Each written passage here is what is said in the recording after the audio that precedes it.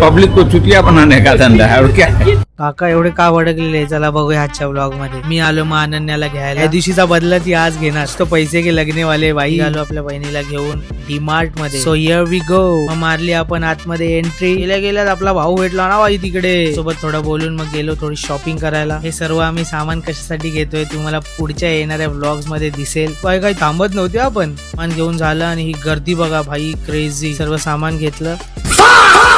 एक लाइन में एक काउंटर है, त्यामुळे काका भडकले आणि काका पब्लिक को चुतिया बनाने का धंधा है और क्या है। सॅवेज काका सॅवेज. आता आपला लास्ट नंबर आला. ही होती आपली शॉपिंग. वारी आली बिलची. भाई ऐसे दगदग होरेला था ना. तिकडून आम्ही आलो स्टेशनला, कारण अनन्याला घ्यायची होती ही. त्या दिवशी 500 गेले असते ते एवढे वाचले असते. भाई आज तो गया. मला जायला लागेल दाढी केस कापायला. पण त्यासाठी आपला एकच भाऊ रोहित इन द हाऊस. भावाला सांगितलं जर आपल्याला कसा पाहिजे केला ना भाई, क्रेझी सा आयजेल तसा.